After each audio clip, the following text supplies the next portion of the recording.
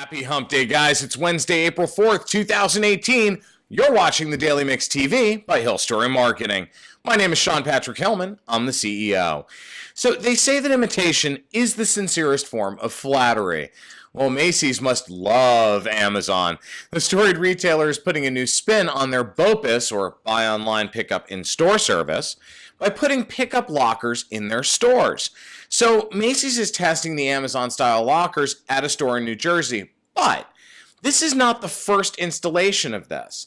The units were first spotted at the company's State Street store in Chicago just before the holiday back in November. Now, it's positioned at the At Your Service desk. The store features a row of red and white lockers, according to several witnesses and media outlets. And the company spokespeople have said that they've been quietly adding the lockers to a few locations. Now, here's what they're doing to promote it.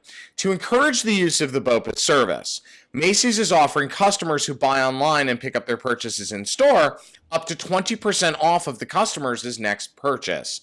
Now, as usual, Amazon is not one to take this lying down.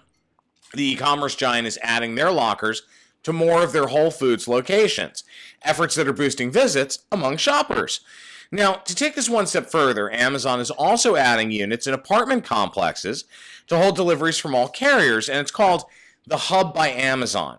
It's a modular system featuring compartments where packages can be stored for pickup. So to retrieve a package, customers enter the pickup code into the system, and then once the code is authorized, a corresponding door opens, revealing, the stored item. Amazon tried a lot of different programs to help bolster its physical presence in certain markets. So even with the acquisition of Whole Foods and the launch of their Bookstores and Go platform, Amazon, it appears, is going to continue to roll out their locker programs. It's actually very smart, especially when you start to get third-party partnerships such as what Amazon had once had with 7-Eleven. So the more they continue to roll these out, the bigger their physical footprint gets, thereby their organic exposure also increases.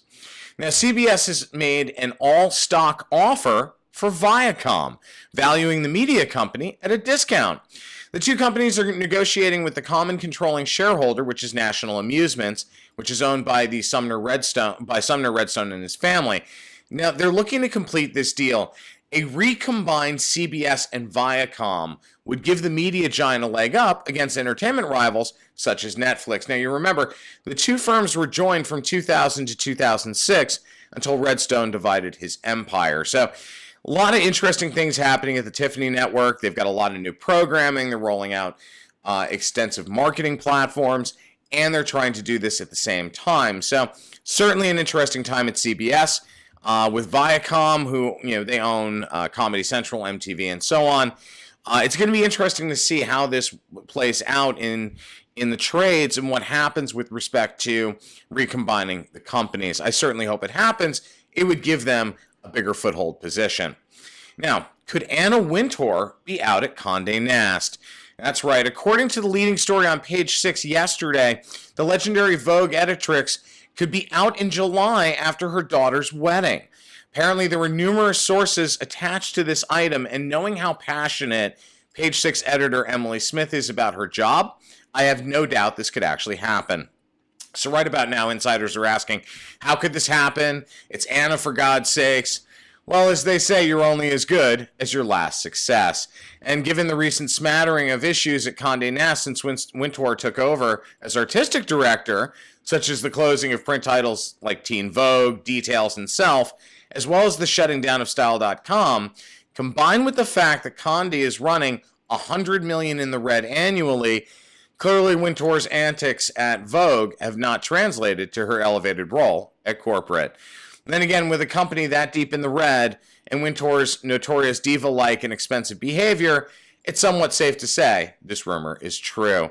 It's really tough, especially in the publishing world right now, given what's going on in the internet and certainly consumer behavior patterns, viewing patterns, and reading patterns.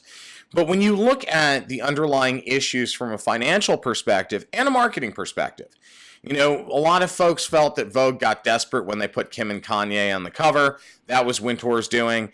The days of The Devil Wore Prada certainly are long gone, and with Cy Newhouse passing away last year, it appears that a lot more changes are on the horizon at Condé Nast.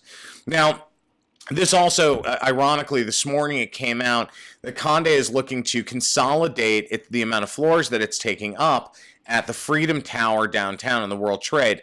The reality is that Condé has been in trouble for a long time. They failed to diversify when the internet boom struck, certainly when e-commerce platforms and e-reading platforms began to explode, unlike rival Hearst, who's been diversified since day one.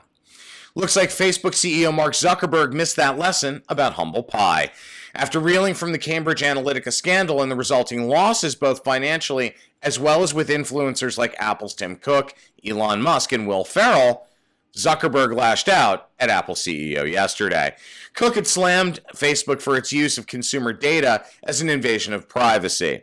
Zuckerberg's response, nah. No, I kid. In all seriousness, Cook had said, quote, I think the best regulation is no regulation, is self-regulation. However, I think we're beyond that here. Now, Cook was referring to the data scandal and how Facebook monetizing consumer data led to this breach.